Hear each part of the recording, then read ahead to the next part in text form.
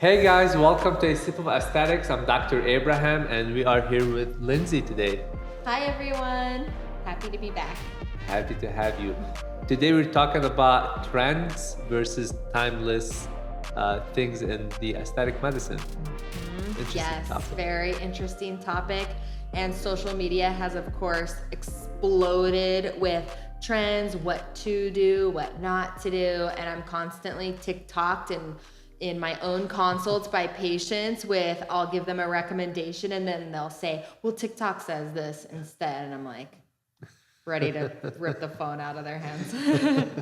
Well, let's talk about some of these trends then. What's a trend that you've been seeing often that you think is a little bit overblown?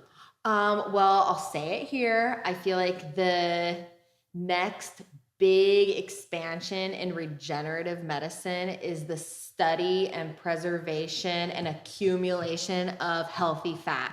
And for a long time, it was like, get rid of the fat, get rid of the fat. But the fat houses stem cells. The fat keeps a youthful appearance. The fat keeps a smooth texture to the skin all over the body. And when we remove it, we don't necessarily regenerate it unless we gain significant weight. And so now people are having to use kind of synthetic fat to reproduce volume that is desirable in the face.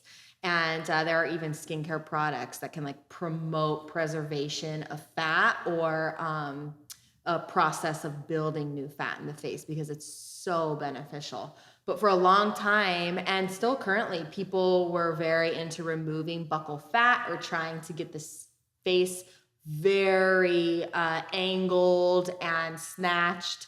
And they were removing this low fat, which for a lot of people ended up aging them more or making them look almost more masculine for women and vice versa for men.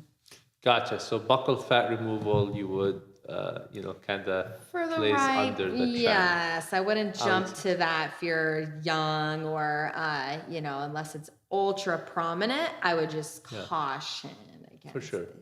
And I definitely did see that as a trend where a lot of young people were just doing it. And you see that, like, especially like a little bit later, as you mentioned, they start to miss that fat and then they want to get like, whether it's artificial fat in a sense or like dermal fillers to kind of restore that volume.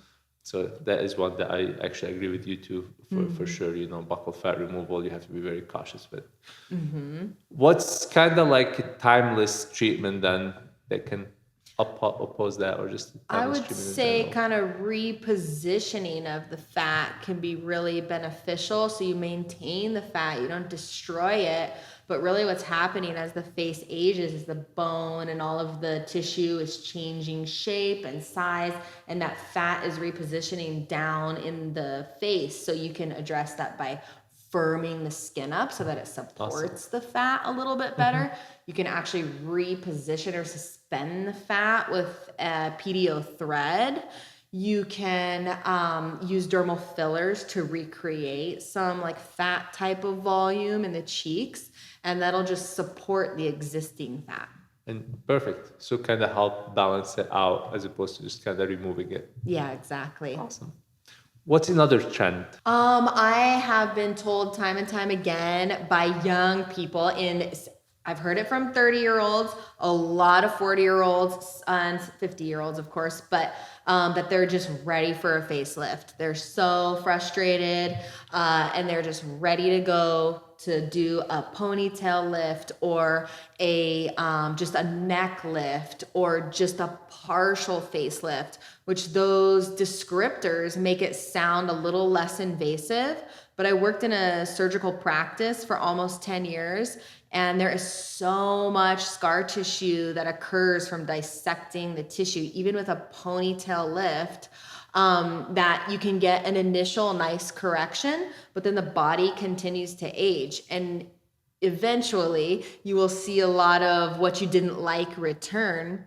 Then to do a second facelift, if you decided to go on to do that, is very complicated, because even if you've done a mini facelift or something that seems small, there is so much scarring. It's hard to perform the second facelift. It's a little more dangerous. It takes longer time in the OR. And a second facelift typically doesn't ever look great. I see. A single facelift is the way to go. Usually we would advise patients to wait until their 50s, so that they just do it one time. And I tell my young patients, even if they do facelift early on, it doesn't mean that that's it forever. They still, if they're interested in maintaining things, they still come in for the energy devices. They still do their Botox, still do the skincare, Sculptra, filler, whatever they've used prior, they'll continue to use even after the facelift for maintenance. Gotcha.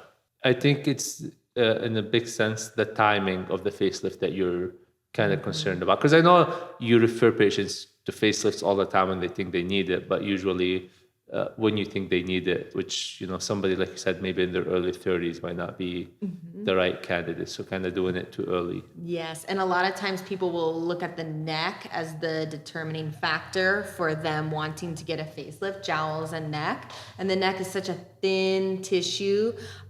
Initially, the neck will look great from a facelift, but there's definitely kind of an expiration on how well that looks. And it's always the first thing to show up again, sometimes 2 years later. Hopefully it's closer to 5 years later, but a lot of times then they're frustrated even after a facelift, because the neck is just so delicate. It tends to age and look more crepey. Is there like a timeless kind of treatment or treatment? I shouldn't say timeless, but something that you would recommend that has a long record of benefits? I think just being consistent, at least twice a year, coming in the office, getting an assessment, reinforcing the skin quality and the collagen, the dermal thickness with something like Radius, Sculptra, some of our lasers, and just maintaining healthy skin is the gold standard. And then maybe consulting for surgery as they get closer to 50, late 40s and then 50s for sure. Perfect. Any other trends that you see happening right now? There have been various lip trends over the years, and now we just have so many options in terms of products that we can use for the lips that we can get much more fine-tuned approach. But I often dissolve lips and under eyes. That was another trend. Under eye hollowness, just go straight to filler. Now we kind of know that we caution overdoing under eye filler. Yeah, do it infrequently, but same thing, kind of focusing on the whole body from the bony changes all the way to the skin is the timeless approach to address. The more natural look, just more, volume.